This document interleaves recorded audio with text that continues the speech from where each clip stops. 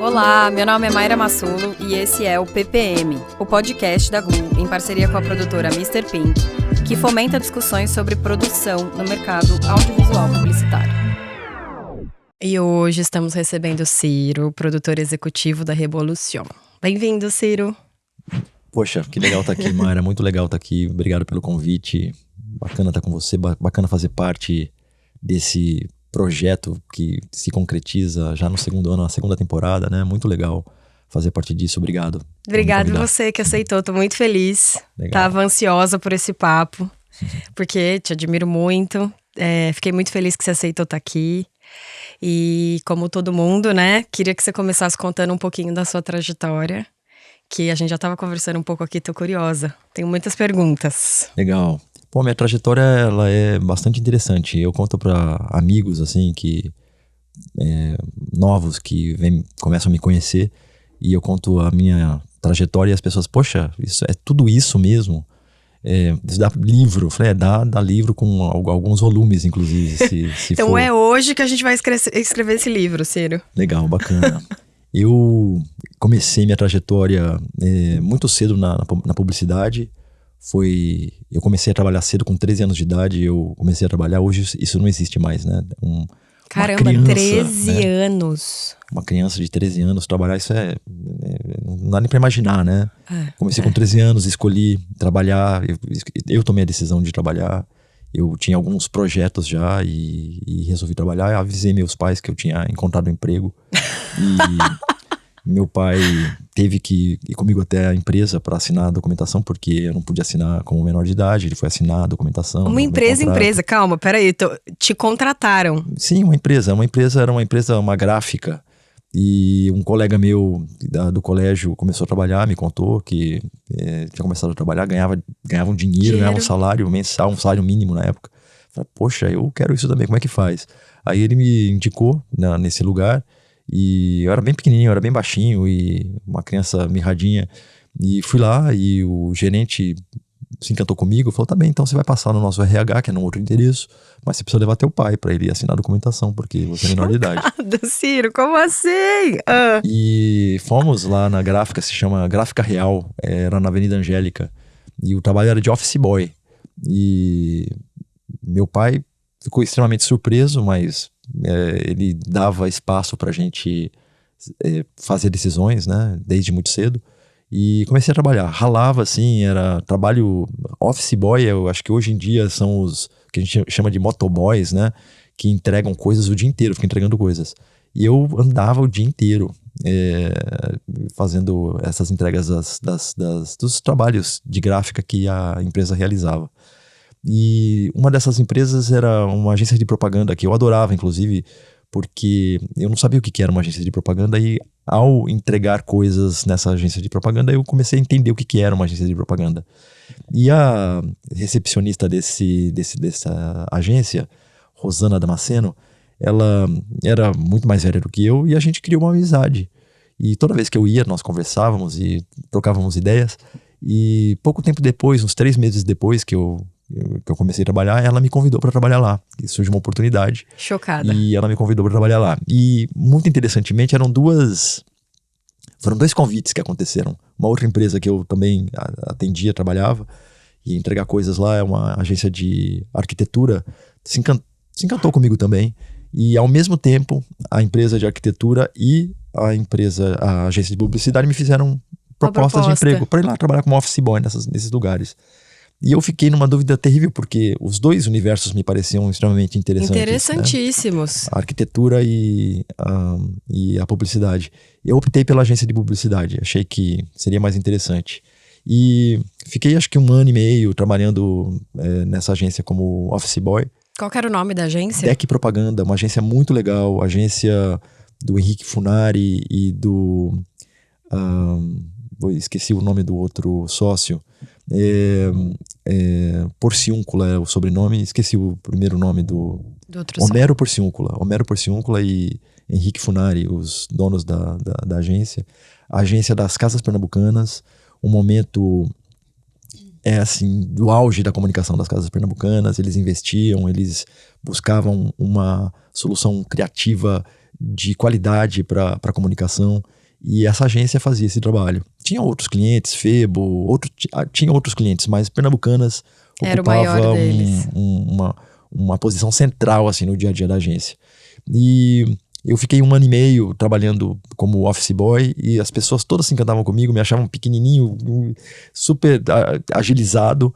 1 ano e meio depois, a Iracema Nogueira Lima, uma figura importantíssima na minha caminhada, me falou: Ciro, olha, eu vou precisar de um assistente aqui no Rádio TV, você tem interesse? Eu falei: poxa, Rádio TV era a parte mais legal da agência.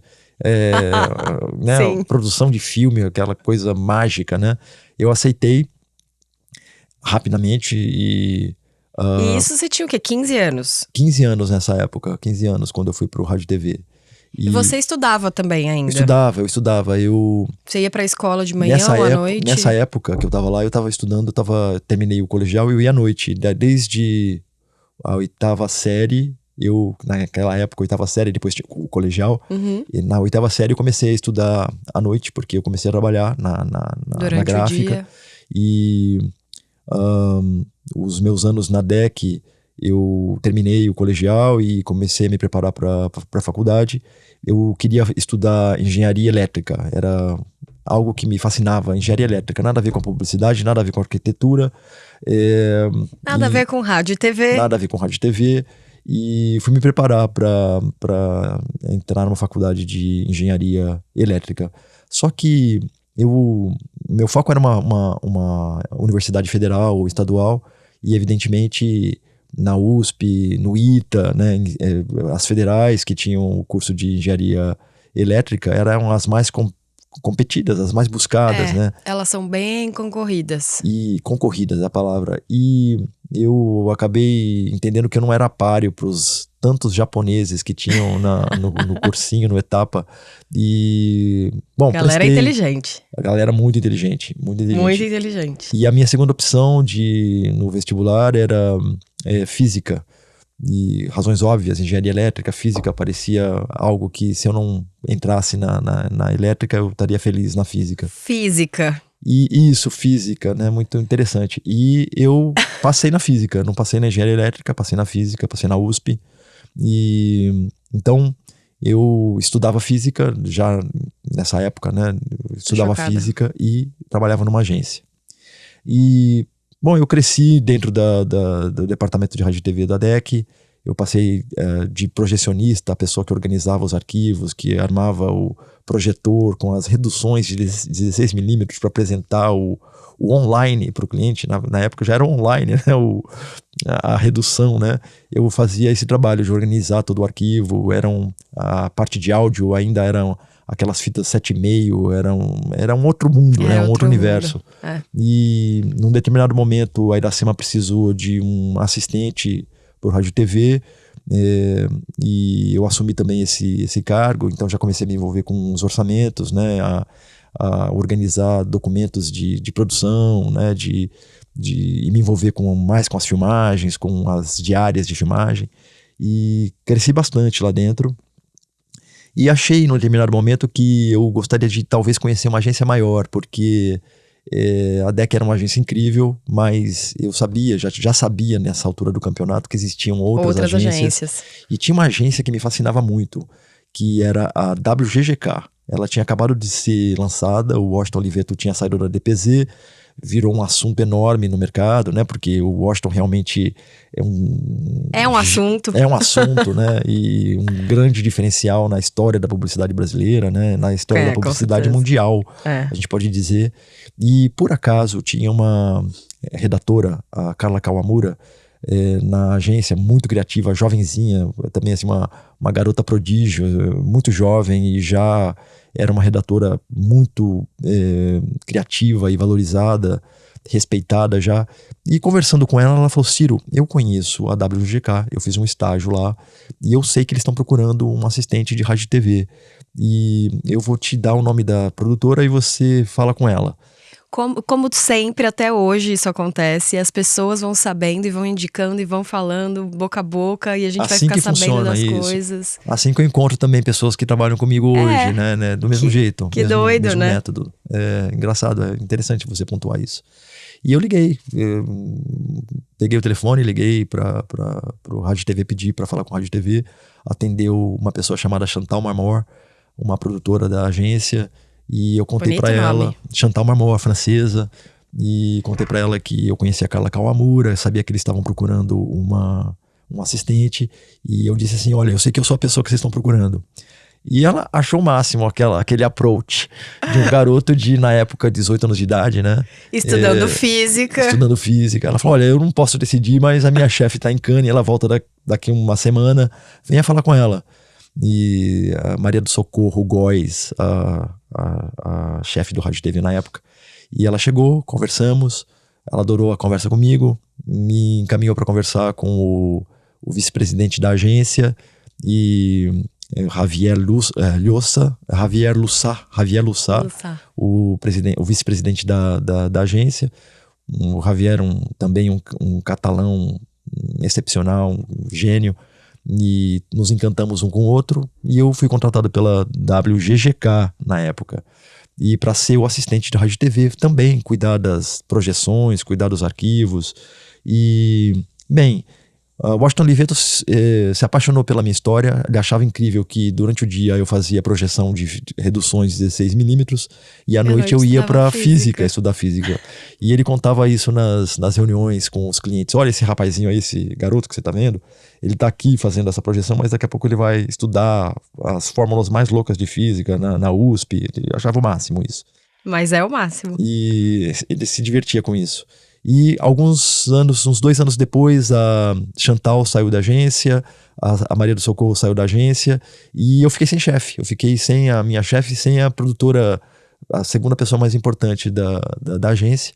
E o Washington me fez um convite, me fez uma proposta. Ele me disse, olha, Ciro, eu tenho 2 alternativas aqui para resolver a questão do departamento de rádio e TV.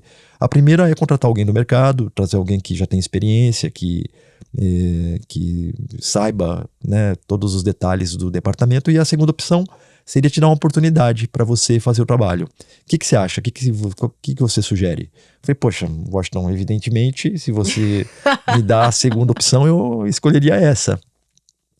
E assim foi, virei o produtor de rádio e TV da agência e fiquei alguns anos, eu entrei lá em 86 e saí em 92, são 6 anos, né, de agência. Sim. E cresci muito, o Washington me deu muitas oportunidades, sou uma grande figura na minha existência, não só profissional.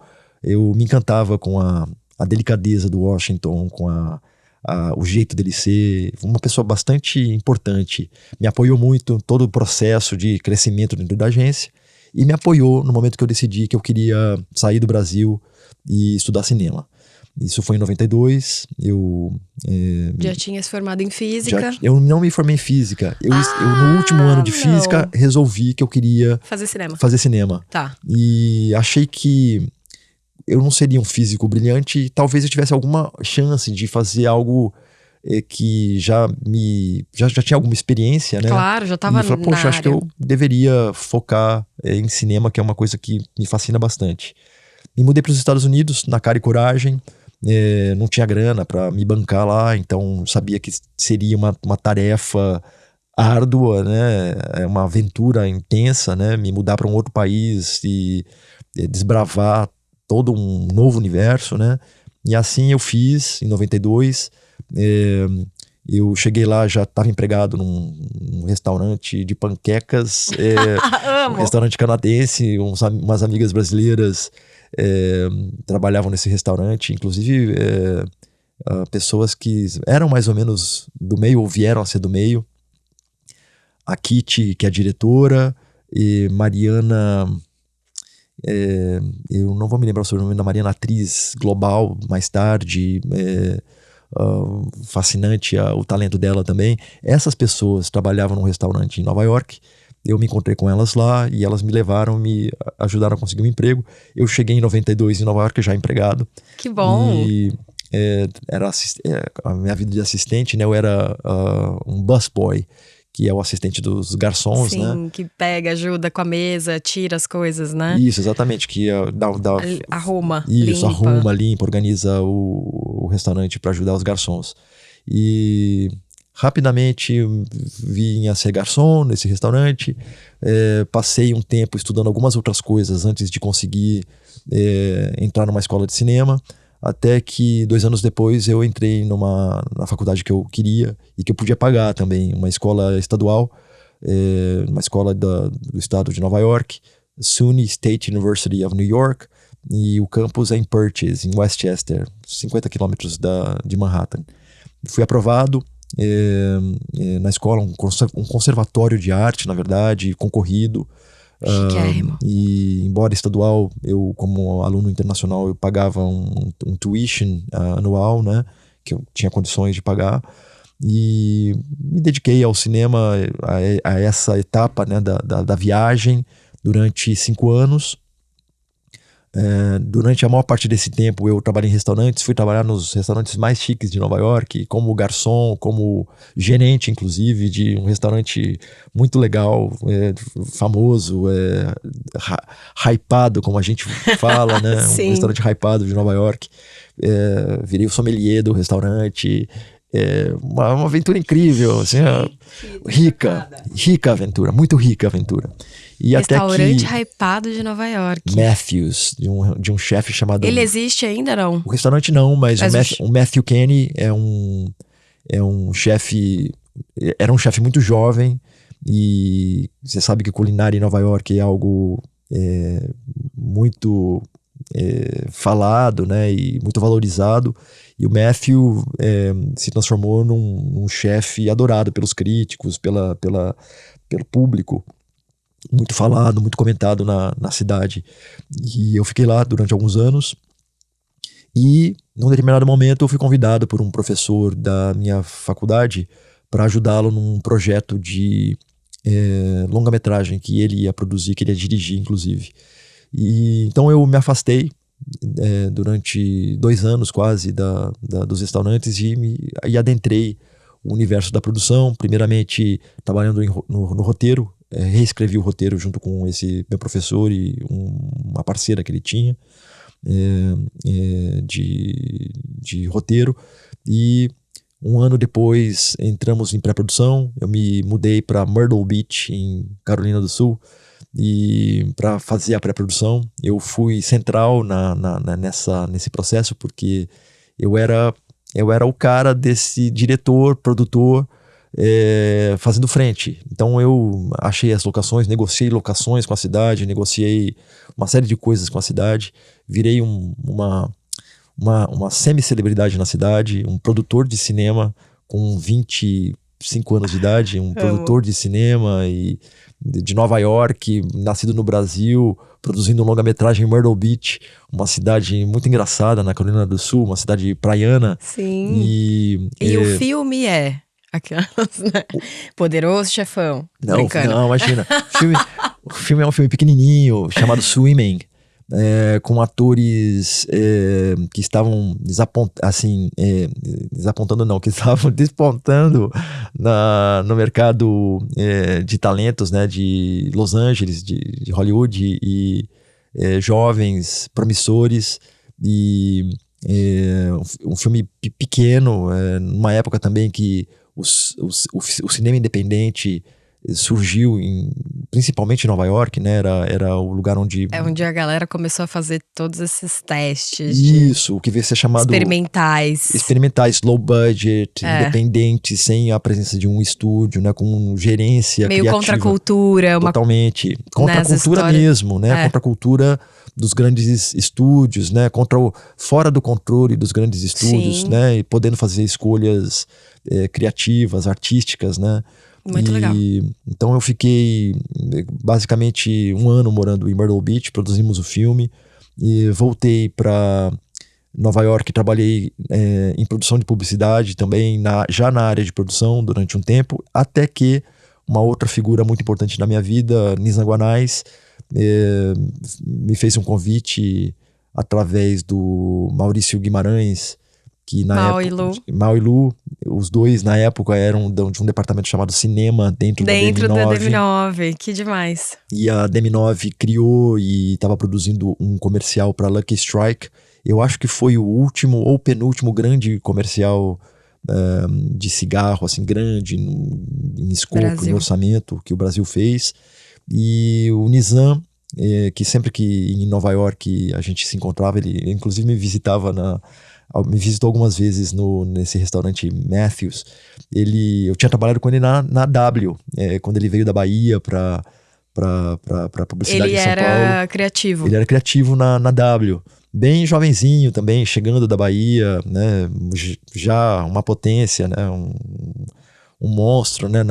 Pra mim, o Nizam, ele já nasceu Nizam, entendeu? Ele nunca passou por ser criativo. Achei que ele já era dono da porra toda, tá brincando? Não, esse momento ele chegou ele já era bastante importante. Ele vinha da DM9, ele já vinha dessa relação, eu acho, com o Duda na Bahia, veio para São Paulo e ficou um tempo com a gente lá na DM9, na W Brasil já na época, já era W Brasil na época, passou a ser W Brasil.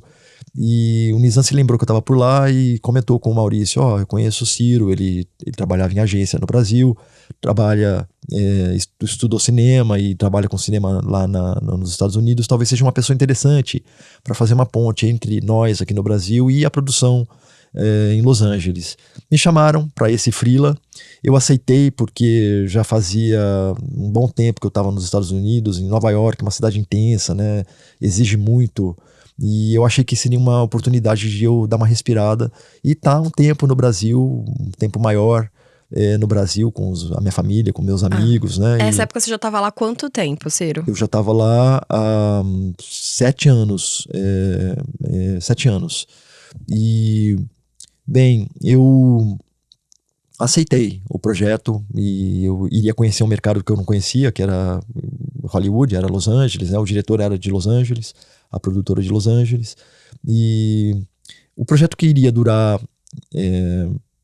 3 meses acabou durando 7 meses, por toda uma questão jurídica, né? Para você fazer um filme de cigarro nos Estados Unidos era algo complexo, algumas cidades já não aceitavam servir como locação para esse produto. Então foi um processo jurídico bastante intenso até a gente chegar num contrato de produção que funcionava, né, para todos os lados, né? E produzimos um filme lindo, um filme muito legal, muito bem produzido, diretor incrível. E no final desse projeto eu fui convidado pelo Mauricinho para ficar um tempo mais na agência, e até o momento que ele e o Luciano resolveram sair da agência para dirigir. E ele pediu se eu podia ficar na agência para ocupar o lugar dele. Na época estava lá também uma outra figura importante na publicidade, que é o Rodrigo Ferrari, hoje na África, né? E eu e o Rodrigo nos transformamos numa dupla, ocupando... Olha a tarefa difícil, ocupando o lugar do Mauricinho e Luciano, gênios, né? Gênios. E ficamos aí no cinema da DM9 durante um tempo, e um desafio também muito grande, muito rico. DM9 também no seu auge criativo, né? E encontrei figuras preciosas lá dentro, Sérgio Valente, Rey, todo mundo, Pedro né? Capelletti, Jader Rosseto, um grupo, tem uma lista enorme de gente que depois vieram a ser muitas das pessoas players importantíssimos no mercado publicitário, né?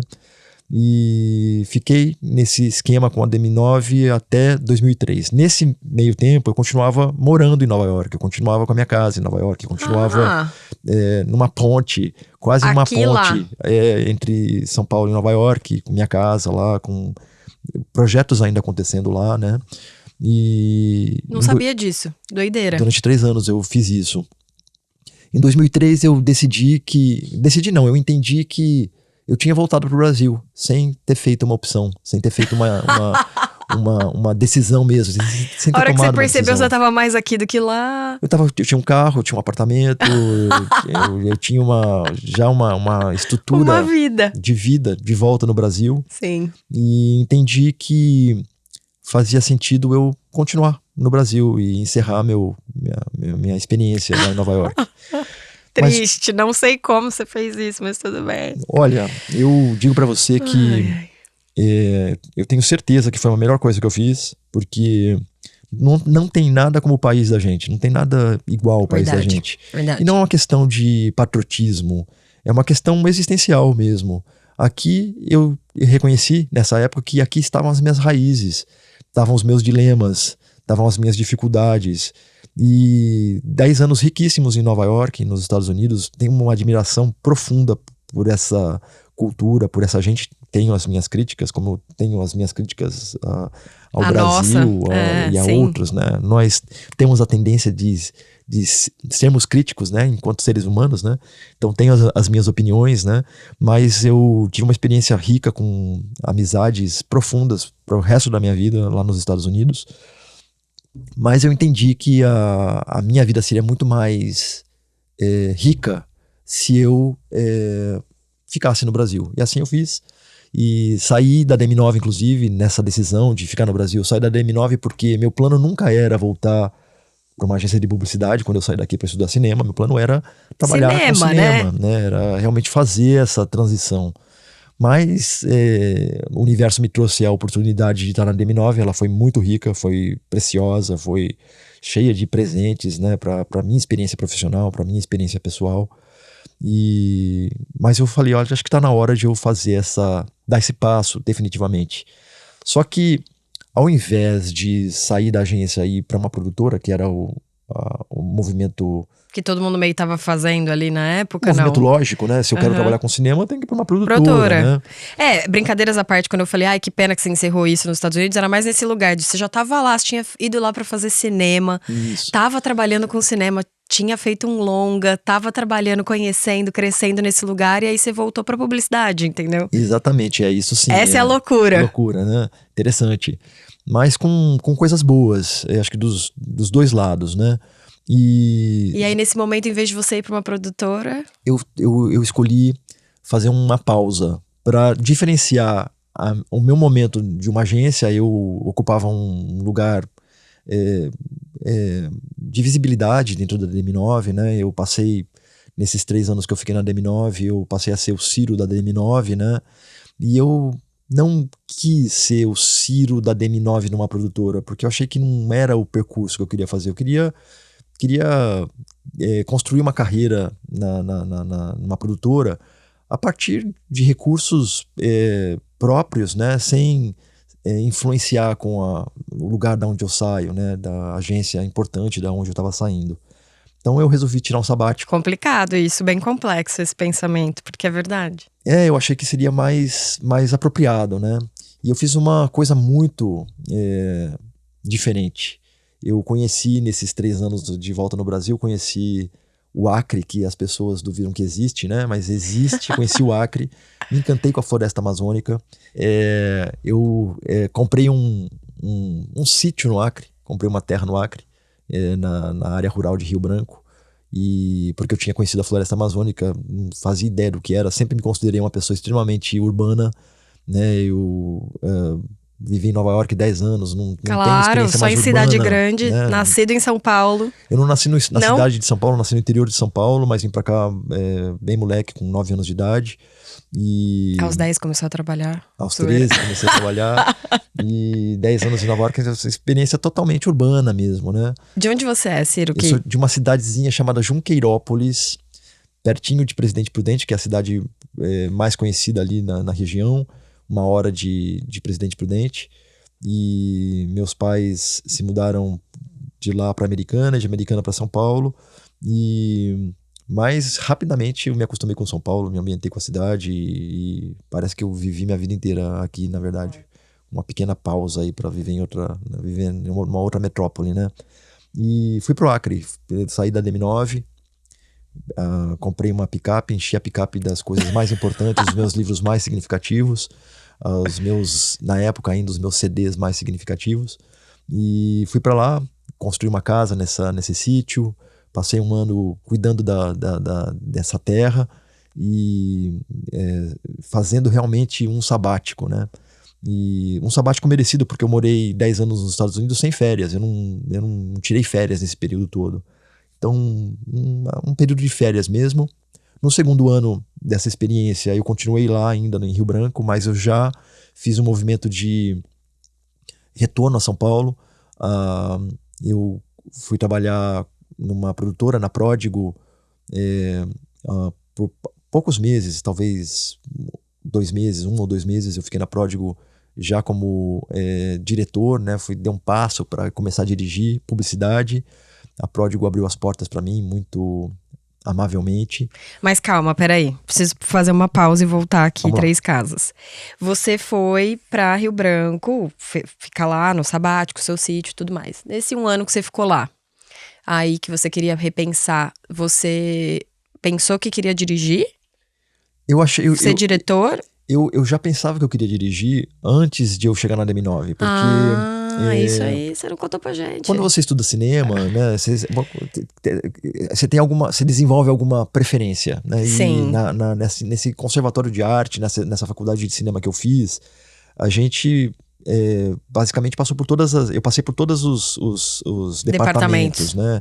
Eu fiz fotografia, eu fiz direção de arte, eu fiz roteirização, fiz direção, e dentre todas as coisas que eu fiz, direção me encantou bastante. Mas era uma direção, na verdade o que me interessava mesmo era documentário. Eu adorava o fato de que eu poderia contar uma história verdadeira, mas a partir de um certo ponto de vista, né? Então, uma ficção mais verdadeira. Que os documentários, eles, embora falem de fatos e personagens reais, sempre existe uma interpretação, né? Porque a gente escolhe como contar aquela história a partir de um determinado prisma, de um determinado ângulo, né? A visão do diretor sobre aqueles fatos. E isso me encantava muito. Então eu queria dirigir documentários, mas como eu estava inserido no universo da publicidade, e vamos lembrar que nessa época, em 2000, no início do século, século XXI. Do século XXI, nesse momento ainda não existia o que existe hoje, né? As produtoras quase todas dedicadas também ao universo do conteúdo, né? Do cinema. As produtoras eram mais dedicadas à publicidade. Um pouco mais segmentado, né? Um pouco mais segmentado. Uhum. Tinham as produtoras que faziam cinema, obviamente. Tinham os diretores de cinema, brilhantes, inclusive. Mas eu estava inserido no universo da publicidade, né? Eu estava realmente muito envolvido no universo da publicidade por todo esse histórico que eu venho contando aqui. E então eu durante esse sabático, eu fui chamado pela Pródigo, Renata Aranha, uma amiga minha, produtora, e me convidou para fazer essa experiência. E aí eu aceitei. Fiquei esses poucos meses, 2 meses eu acho, na Pródigo. Eu vinha de Rio Branco para cá, fazia algumas visitas a agências. Você vinha de carro? Não, eu vinha de avião. Tá. Eu fui de carro. É que você foi de carro. E voltei depois de carro. Quando eu voltei para São Paulo, aí mas eu sempre vinha de avião. Quanto tempo? De viagem? De carro? Tecnicamente 3 dias e 3 noites. Mas eu fiz as minhas 2 viagens acompanhado. Então eu fiz a primeira viagem em 48 horas e uma outra viagem que eu fiz de carro eu fiz em 49 horas. Revezando a pessoa, revezando você... o tempo todo, uma viagem longa. São 3.700 quilômetros, né, de São Paulo até Rio Branco. E, bem, aí eu estava de volta nessa produtora dirigindo. Nesses 2 meses eu me encontrei com o Robério Braga, um baiano, amigo, já de algum tempo, e ele me contou da produtora dele, Maria Bonita, e uma produtora pequenininha, era ele e a Alô Politi, sócios da produtora. Fazendo conteúdo, não? Maria Nessa Bonita? época, não sei se eles já faziam conteúdo, eu acho que ainda não. Publicidade. Me convidaram para fazer parte desse projeto deles, e eu saí da Pródigo e fui para Maria Bonita. E fiquei 1 ano na Maria Bonita. Dirigi acho que um total de 11 comerciais. A maior parte deles pequenininhos, e alguns maiores. Um deles com o Robério Braga, um filme grande de Fiat, fizemos juntos. Só que ao longo desse 1 ano de experiência dirigindo, eu comecei a notar uma dificuldade minha em fazer esse papel, em cumprir esse papel, em fazer essa função. Eu ficava muito nervoso no processo, ficava muito angustiado no processo. Evidentemente porque dirigir requer uma exposição muito grande, uma responsabilidade muito grande, criativa, artística e de resultados, né? E isso me causava uma certa angústia, me causava um certo incômodo. E depois de 1 ano de experiência, eu resolvi que talvez seria mais apropriado eu me ater a um desempenho que para mim era muito fácil, que eu fazia com muita facilidade, que era produzir. Eu não pensava quando eu tinha que produzir algo. Assim, não era algo que eu precisava fazer grandes elaborações, é algo que fluía, que era natural. De você produz. Exatamente. É um produtor nato. Exatamente. E aí eu saí da direção e a Conspiração, produtora incrível, né, da história da publicidade e do cinema brasileiro, e do conteúdo brasileiro, né? Eu tinha uma proximidade, até hoje. Até hoje, sim. Eu tinha uma proximidade muito grande com a Conspiração por várias razões. Uma delas, num determinado momento, a Patrícia Viotti, esposa do Washington Oliveto, veio a ser sócia da Conspiração. E a gente produziu, enquanto eu estava na DM9, nós produzimos vários projetos juntos. E surgiu, nesse meu retorno para São Paulo, depois do Acre, e já depois da minha decisão de não dirigir, surgiu uma oportunidade de eu vir trabalhar na Conspiração como diretor do departamento comercial, diretor comercial da produtora, que era basicamente o atendimento, né? Eu ser responsável pelo departamento de atendimento. E eu tinha muito pouca experiência nisso, na verdade. Mas você nunca tinha ido para produtora nesse lugar, você sempre tinha até então ficado em rádio e TV de agências. Produção de agência. E o Pedro Buarque de Holanda, que foi quem me fez o convite, o grande Pedro, ele me disse: olha, Ciro, a gente precisa de uma pessoa que tenha alguma experiência na área de produção, na área de criação, né? Que era o que eu fazia basicamente na DM9, uma proximidade muito grande com a criação, né? Com a criatividade dos projetos e consequentemente com a produção, que era o que o cinema fazia a ponte entre a criação e a produção, né? Na agência. Ele falou: você tem uma experiência gigante na área de produção do lado da agência e nessa área de contato criativo com os projetos, que é muito maior do que a gente precisa para esse cargo. E por outro lado, a gente precisa também nessa posição de uma experiência comercial, que você tem quase nada.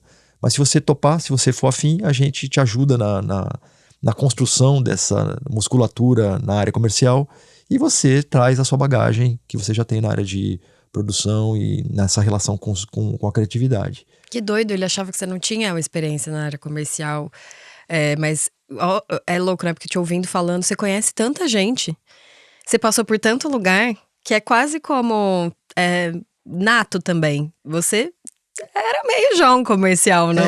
Aqui assim, é um trabalho complexo, o trabalho de atendimento, sim, né? É um talento, específico, né? você precisa ter habilidades, além de um conhecimento de negócio mesmo, né? Para você tem razão. Desenvolver com a sua agência, com o seu cliente, o projeto. Uma conversa que traga resultados interessantes, né? Desenvolver estratégias muitas vezes, né? Para ajudar que o projeto se concretize, que o orçamento se encaixe, que a estratégia de produção se encaixe. Então, isso realmente eu não tinha essa experiência nesse nível, né? E aceitei o convite do Pedro e vim a ser o diretor comercial da Conspiração.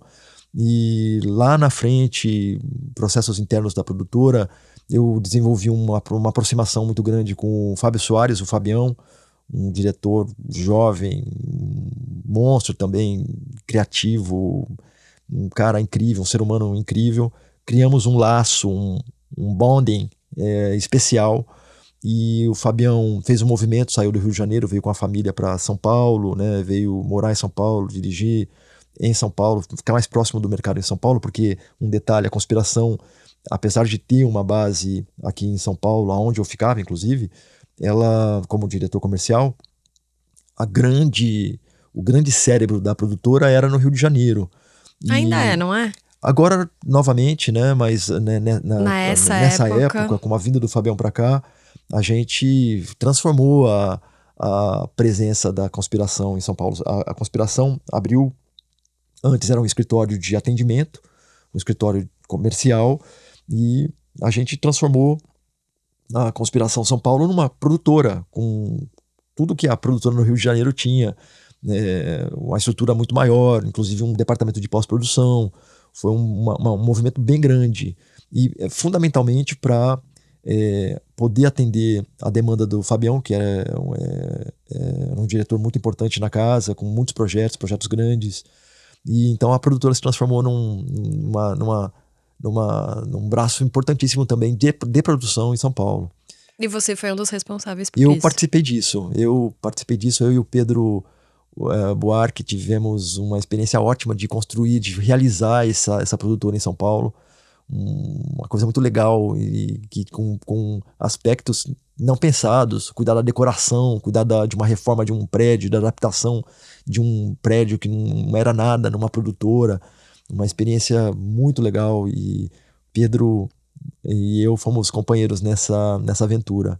E ficamos ali eu fiquei durante alguns anos nessa construção aqui em São Paulo. E em um determinado momento o Fabião fez um movimento de carreira, saiu da Conspiração, foi para a Mixer, e eu fui com ele por todo esse bonding, por toda essa proximidade, fui com ele. Fiquei 1 ano e meio na Mixer. Como produtor executivo, no departamento de publicidade. A Mixer, sim, já uma produtora azeitada no conteúdo, já avançada, uma das desbravadoras, né, desse universo, né, da produção, não só da publicidade, mas de outros formatos, televisão, cinema, né, séries, né. E foi muito legal estar em contato com profissionais de um universo que não era o meu universo, né? Até então, né? É uma coisa nova para mim. E foi muito legal estar lá durante esse 1 ano e meio. E no final desse 1 ano e meio, eu tirei mais um sabático, porque eu queria também fazer mais uma movimentação. Estava com um outro projeto de produção, olhando para um lado da produção que me interessava muito, que era a produção internacional. Eu aprendi durante esse período de produtora, eu descobri um negócio chamado Production Service, que me fascinava, porque eu me relacionava com agências internacionais e processos diferentes que não envolviam diretamente a agência na lida diária. E eu achava fascinante eu participar de um processo de produção de projetos, na maior parte das vezes, muito interessantes, e só que lidando somente com o aspecto de produção, sem me envolver com o aspecto de negócio, né, do projeto. Mas eu esqueci um detalhe, que quando eu comecei essa aproximação com o Fabião, eu me transformei no produtor executivo dele. Eu deixei a área comercial e passei a ser produtor executivo. Isso é uma mudança bastante importante. Sim. E ela é importante porque nesse momento, nesse passo que eu dei, eu achei que eu tinha encontrado o lugar que eu estava procurando e que fazia sentido com toda essa história que eu venho contando para você. Toda essa trajetória. O meu trabalho como office boy, meu trabalho como busboy, meu trabalho como garçom, meu trabalho como sommelier do restaurante, o meu trabalho como estudar cinema, estudante de cinema, como amante do cinema, como produtor de agência. Toda essa experiência se juntou e fez num pacote. E esse pacote, quando você botava a mãozinha dentro dele, misturava as coisas e tirava elementos, saíam os elementos da função de um produtor executivo, né?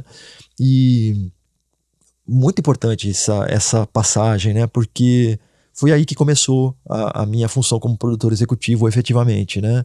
Na Conspiração, depois 1 ano e meio na Mixer. E esse interesse pela produção executiva no production service, que se talvez eu possa abrir uma produtora de production service, né? Morei 10 anos nos Estados Unidos, tinha um entendimento já do mercado americano, né? Podendo atender as agências americanas, ou as produtoras americanas procurando production service no Brasil. Então comecei a desenhar um projeto de mudança novamente profissional. Tirei um sabático, fiz mais um sabático. Só que esse sabático eu fiz diferente. Vou tirar um sabático também, gente. Eu recomendo. Tá me dando vontade, recomendo. Acho que sabáticos são momentos especiais na vida da gente. Só que esse sabático eu fiz diferente. Eu não fui para minha casa no Acre. Minha casa no Acre continua lá, meu sítio no Acre continua lá. Mas eu não quis ir pro Acre, eu escolhi viajar pro mundo, assim. Fiz um mochilão durante quase 4 meses de viagem. Fui para lugares que eu já tinha estado algumas vezes, mas nunca como turista, nunca passeando, sempre trabalhando. Eu sempre viajei muito trabalhando. Voltei para esses lugares óbvios, Paris, Londres, alguns lugares óbvios que a gente vai bastante. Óbvios, mas também, né, históricos, né, muito legais de visitar. Fui ser turista e fui para outros lugares não tão óbvios. Fui para Israel, fui para lugares incríveis, Escandinávia toda. 4 meses passeando, 4 meses baixando a bola, pensando qual seria meu próximo passo. E ao voltar para o Brasil no final de 2010... Vou tirar um sabático desse dia, gente. Eu recomendo mesmo. Ao voltar para o Brasil no final de 2010, eu comecei a trabalhar nesse projeto do Production Service, mas o destino me colocou à frente de 2 figuras muito interessantes. Sócios da Revolution, na Argentina, que queriam abrir um braço aqui no Brasil, e fruto de uma presença do Armando Bo, talentosíssimo, meu sócio hoje, né? Já trabalhando para o mercado brasileiro de uma maneira muito não planejada. E alguém falou do meu nome, a Iracema Nogueira Lima, minha primeira chefe na produção. Foi uma pessoa que comentou com o sócio do Armando na época, o Patrício Casado, e um produtor executivo da Argentina, Jorge Larrain.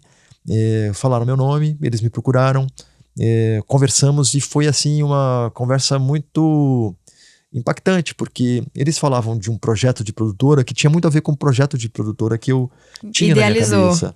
Inclusive com um detalhe, é uma produtora internacional, uma produtora que, entre outras coisas, fazia bastante production service e atendia também full service para o planeta, Índia, China, Estados Unidos, toda a América Latina, né?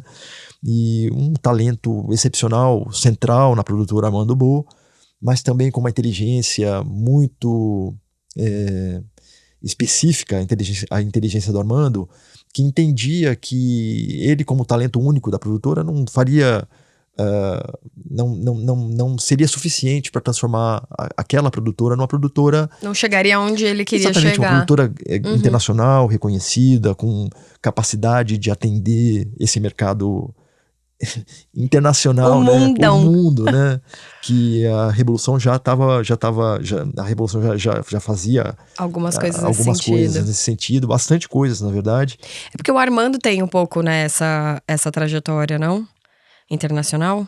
Total, sempre, desde o começo da carreira dele. Né? Então ele era bastante procurado fora também. Totalmente, o Armando é um prodígio, né? Ele vem de uma família de cineasta, o avô dele, um cineasta, Armando Bo também, o avô dele, um cineasta importantíssimo na história do cinema da Argentina. O pai dele, Vitor Bo, um ator galã, bonitão e um sucesso no país, conhecidíssimo no país.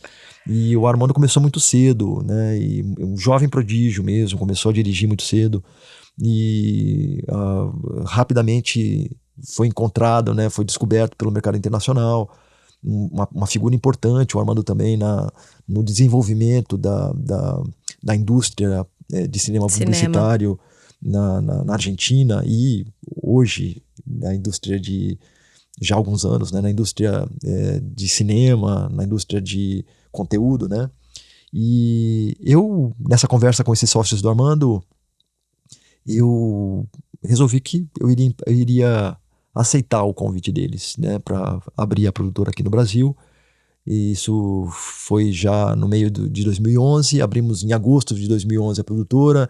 Um mês depois a gente já estava produzindo nosso primeiro comercial, nosso primeiro projeto, um projeto para a UMAP, uma agência importantíssima na história da Revolução, importantíssima na vida do Armando também, pela relação que foi estabelecida ali. E começamos a produtora em 2011 com o projeto de que essa produtora não fosse uma produtora argentina no Brasil, mas uma produtora com DNA argentino, mas uma produtora brasileira com talentos internacionais, que é o que ela já era. Exato. E talentos brasileiros também, que afinal de contas nossos talentos são incríveis, né? E a chegada dos argentinos, ela, como diz o Armando, ela não é em detrimento do talento local. Muito pelo contrário, é só um aspecto de uma abertura de mercado, né? De uma expansão de mercado. E com resultados muito positivos já previstos pelo Armando lá atrás, que aconteceria? Que os diretores brasileiros, eles, por um movimento bem parecido com o que aconteceu na Argentina, produtoras e agências inglesas e de outros países indo para a Argentina para fazer suas produções por uma questão de budget, de orçamento e de talento também, levavam seus diretores tops lá, locais, Estados Unidos e Londres, para dirigir os projetos na Argentina. Armando entendeu que aquela era uma oportunidade para os diretores locais argentinos de também se equipararem, de crescerem tecnicamente, artisticamente, para atender esse mesmo mercado inglês, americano, europeu que vinha produzir na Argentina, oferecer talento local no mesmo nível, na mesma condição de atendimento, de entrega, de criatividade, né, de craft. Que os talentos que os talentos ingleses, americanos, importantíssimos, grandiosos que vinham dirigir na Argentina. E assim aconteceu. A gente tem uma lista de diretores argentinos fascinantes, né, na publicidade. Temos mesmo. Né, que trabalham para o mundo. E eis que nós, brasileiros, um mercado que durante muito tempo fechado, encerrado dentro das nossas quatro paredes, por questões óbvias, culturais, né, o único país num continente que fala português, né, tem várias razões para a gente ser um pouco fechados, né. Hoje, de 2011 para cá, da nossa chegada para cá, não só a nossa chegada da Revolução, mas outras produtoras internacionais importantíssimas, talentosíssimas, cheias de criatividade, com um pensamento, né, de produção bastante legal, que só vem enriquecer a nossa experiência, né. De 2011 para cá, 12 anos quase, né, nós podemos fazer uma lista significativa de talentos brasileiros, diretores, e não só diretores de fotografia, diretores de arte, profissionais brasileiros que encantam os mercados internacionais, estão presentes em mercados internacionais, competem em mercados internacionais, pau a pau, com talentos desses lugares todos, Estados Unidos, Europa, né? Outros países da América Latina. Quando não é melhor, aquelas... Quando não é melhor, exatamente. Eu acho. E com um expertise em flexibilidade, em criatividade, em abertura para encontrar soluções que às vezes não são as mais fáceis, né, para concretizar os projetos. Essas são qualidades nossas, né? São qualidades nossas. Qualidades nossas. A gente estava falando da resolução, de ser resolvedor de problema, e é quase isso, assim, né? Nasceu no Brasil, você é resolvedor de problema, basicamente. Sim, claro. Em muitos sentidos, né? Em vários aspectos. Em vários aspectos. Então eu acho que o brasileiro, ele tem um pouco isso, assim, não, vamos resolver, vamos dar um jeito, vamos fazer num bom sentido, né? Não, vamos olhar para isso e achar uma solução, porque, né? Enfim, e daí vem o lado do brasileiro ser tão criativo, né? A gente sempre tá olhando de um jeito de resolver, de dar certo, de fazer acontecer. E é impressionante, assim, quando você tem uma galera de fora trabalhando com um brasileiro, como a galera fala, nossa, mas da onde você tirou isso aí? Fala, É muito legal isso que você pontua. No café da manhã. É muito legal isso que você pontua, uma característica evidente, né, não só na nossa indústria, na nossa cultura, né? E, nesse sentido, muito legal essa aproximação que eu pessoalmente fiz da Argentina, porque os argentinos são assim. E numa abertura constante para resolver pepinos, para dar a volta, para entregar algo que seja significativo, que seja legal, que seja considerável, apesar das limitações, das dificuldades. Um país, né, que também passa por muitas dificuldades, né, muitos desafios, né, e então assim como nós também passa assim por como muitos nós. desafios. E essa é natural que os argentinos tenham vindo para o Brasil e façam parte hoje da nossa história na publicidade, né, no cinema, né, Armando no cinema, agora no conteúdo. Armando produziu a segunda temporada de El Presidente, uma série fascinante que fala sobre a FIFA, né, sobre o esquema de corrupção na FIFA, e a segunda temporada dedicada basicamente uma época da FIFA no Brasil, né?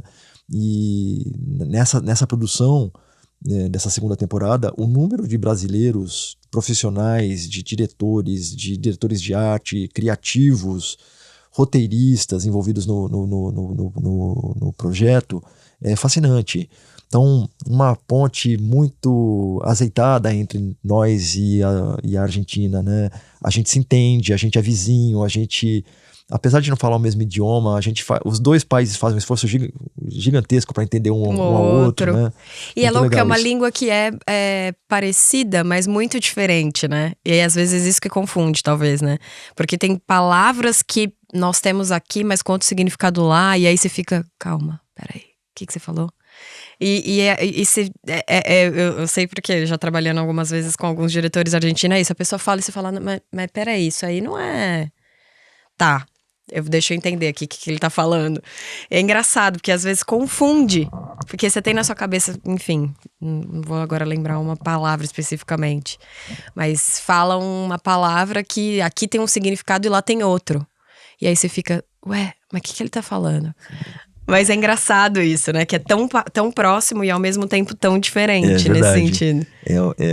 A gente se diverte nessas situações onde uma coisa pra gente significa algo e pra eles é outra coisa, né? Eu também não vou me lembrar agora de nenhuma palavra. Mas em resumo, assim, toda essa história que eu comecei a contar lá atrás até agora, eu acho que o legal, assim, o resumo disso é o que eu queria contar pra você aqui, né? Quando você me convidou pra conversar com você aqui no PPM, esse espetáculo que você está fazendo, dizer como a minha trajetória, todos os elementos, todos os detalhes da minha trajetória me permitem fazer um trabalho como produtor executivo na publicidade, que é ao que eu me dedico, na verdade. Nunca fui para o lado do entretenimento, ainda não fui, mas como todos esses elementos, eles são fundamentais e eles são o que sustentam a minha capacidade de atuação, de trabalho, né? Muito legal encontrar um trabalho onde nada é desperdiçado, na minha experiência, né? Eu acho que é assim para mim, é assim para você como produtora executiva, e é assim para um monte de profissionais, né? Para diretores de arte, para cinematógrafos aí. Eu acho que cada um pode encontrar como as coisas, os elementos se combinam, né? Para fazer com que nós sejamos os profissionais que a gente é, né? Com qualidades, com dificuldades, com limitações, que faz parte também, né? A gente tem esses aspectos também, né? Então tá, gente, acabou. Não tem mais o que falar, tô brincando. Eu achei muito grandioso o que você falou, né? Assim, quando eu sentei na cadeira de produtor executivo, aí eu me achei. Entendi que era isso que eu queria fazer. E você foi idealizar que você queria trabalhar com uma produtora internacional, e aí aconteceram esses encontros, né? Porque tem muito isso, acho que quando a gente coloca na nossa cabeça, ou emana essa energia, esse pensamento, cada um acredita em alguma coisa, mas é muito louco como a gente atrai, né? A gente tem uma vontade de fazer alguma coisa, sai atrás disso, ou tira um sabático para pensar um pouco nisso, e em algum momento a vida te coloca nesses lugares, né? Ou testando o que você pensa, ou validando o que você acredita. E E te ouvir aqui foi, sei lá, uma honra, assim, foi uma coisa muito louca, porque ouvir tudo que você passou pra chegar onde você tá e falar, eu faço uma coisa que pra mim faz muito sentido, era isso que eu sempre quis fazer, é muito foda, assim, muito foda, muito foda. Círio, conta então agora pra gente fechar uma história de reunião, PPM, offline, ou de algum set, alguma coisa assim, dessa sua trajetória maravilhosa. Deve ter várias, mas enfim, escolha uma. Eu vou escolher uma que conta um pouco da natureza do meu estilo de produção executiva. Gosto. Eu trabalhava na Conspiração e a Conspiração já atendia a fazer alguns anos um cliente internacional, a Pepsi, e a cada ano, a cada 2 anos, a Pepsi vinha para o Brasil para filmar um grupo de comerciais para produtos aqui no Brasil e outros produtos, outros produtos que não necessariamente eram comercializados no Brasil. E esse ano era 2006 e ficamos sabendo que a Pepsi estava mandando os orçamentos. A gente não lidava com uma agência, a gente lidava diretamente com a área de publicidade da Pepsi. E tinha um produtor, um inglês, que era o responsável pelo departamento de publicidade da Pepsi. Um cara muito inteligente, muito rápido, muito eficiente. E ele chegou na Conspiração para a gente começar essa campanha. Primeiramente, esse cara, ele era adorado pela Conspiração e extremamente paparicado. E no dia da primeira reunião com ele, eu fui para o Rio de Janeiro para essa reunião, e David Foles, o nome dele, ele estava chegando ele chegou no Rio de Janeiro e a gente ia fazer uma primeira reunião com ele na produtora. E para a gente começar a falar de um briefing para armar toda a pré-produção. Mas era fato que a Conspira que ia produzir. Era fato, tá. Isso já era fato. E, bem, a grande questão dos minutos antes da reunião com ele começar era aonde está o cooler do David Foles. O cooler. Onde está o cooler do David Foles? É uma confusão geral, todo mundo preocupadíssimo com o cooler do David Foles antes da reunião. Até que alguém aparece com um cooler. E esse cooler, eu abri e falei, gente, o que tem esse cooler? Abri o cooler cheio de não sei se o nome era Diet Pepsi, mas era Pepsi Light, não sei, um produto que é o Diet da Pepsi, latinha preta, diferenciada, lotada dessas latinhas. E esse cooler do David Foles ia aonde o David Foles ia. Alguém carregava a caixinha do David Foles. Ele só tomava Pepsi. Ele não tomava água, ele não tomava café, ele não tomava suco, ele tomava Pepsi. Na minha percepção, nesse dia, até o último dia da nossa relação, nessa produção, só tomava Pepsi. Bem, isso é um detalhe dessa campanha que foi muito rica. A gente produziu muitos comerciais durante essa estada do David Foles, mais ou menos um mês que nós tivemos em produção e filmagem com ele aqui no Brasil. Nós produzimos no Rio de Janeiro, nós produzimos em Barcelona, a gente filmou na Costa Rica, a gente filmou nos Lençóis Maranhenses. Que legal. Uma campanha enorme. E eu, na época, diretor comercial, atendendo o David, esse cliente importantíssimo para a Conspiração, acompanhei todo o processo, né, todo o processo de pré-produção, todo o processo de filmagem, depois de montagem. Eu quero contar uma história que é bastante interessante nessa produção, que dentre todos os filmes que nós produzimos, um dos filmes era para Pepsi mesmo, o produto Pepsi, com a Sharapova, a grande tenista Sharapova no ápice da sua carreira, e ela iria ser a garota propaganda do nosso comercial. E o comercial era basicamente um Wimbledon, um jogo acontecendo, como se fosse um Wimbledon, por exemplo, né?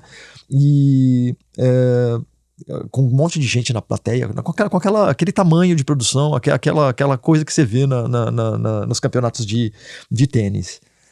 E Só que tinha um detalhe, a Sharapova estaria na Costa Rica, porque ela estava de férias. E ela já tinha organizado as férias dela, ela estaria num resort na Costa Rica.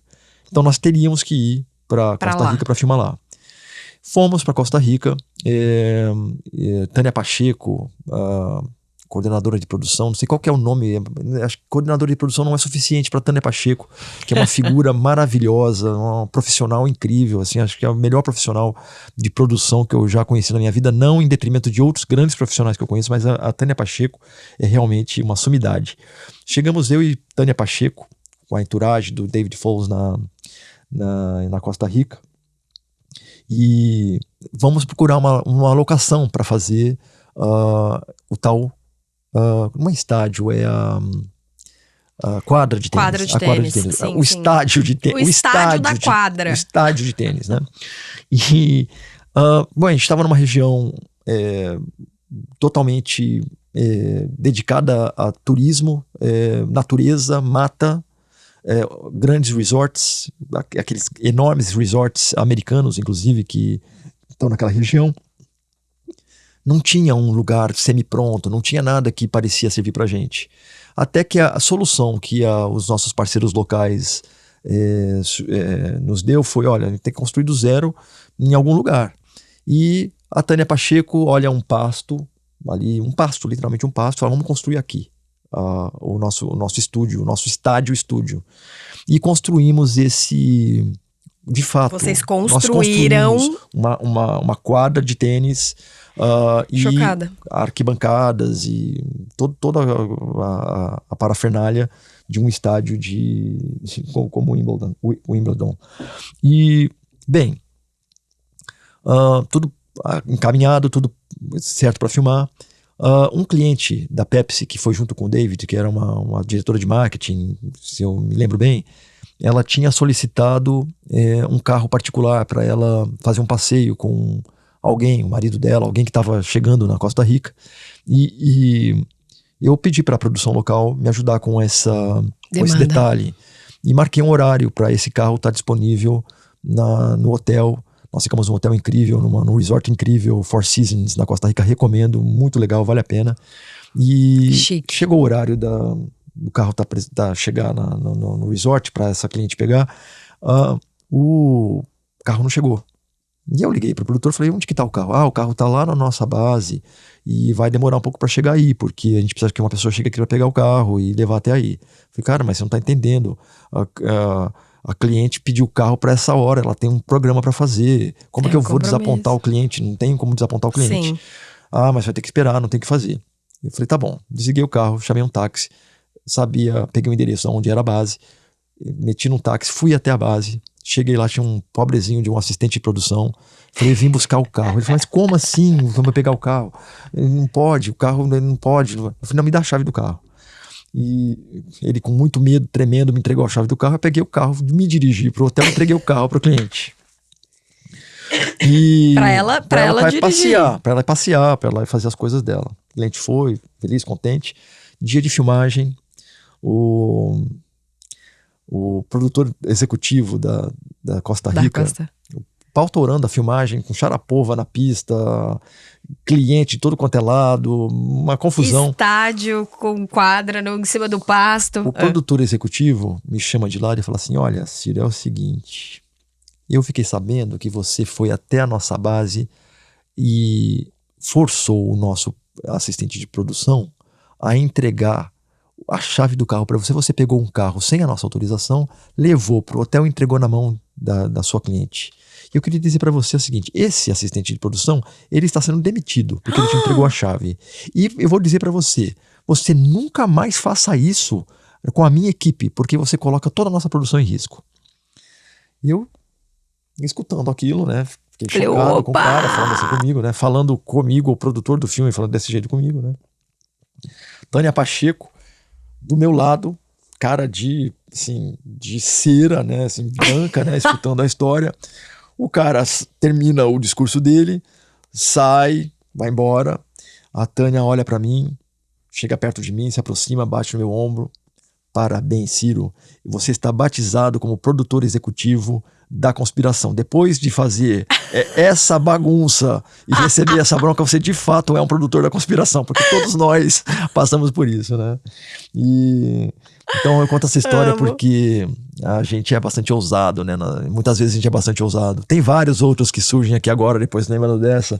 Ousadia, né? A gente às vezes faz coisas que aquele papo que a gente estava falando no começo, né? Como a gente tem que resolver problemas, sim, a gente muitas vezes deixa de medir certas consequências, né? E eu nunca fiz nada que fosse de fato um grande risco, mas tem essa que eu contei para você, que envolve atender um cliente, envolve resolver problemas, envolve assumir riscos, né? E fica essa anedota. E se a Tânia Pacheco escutar, eu vou dizer para ela escutar, vou mandar para ela, porque ela vai adorar escutar essa história.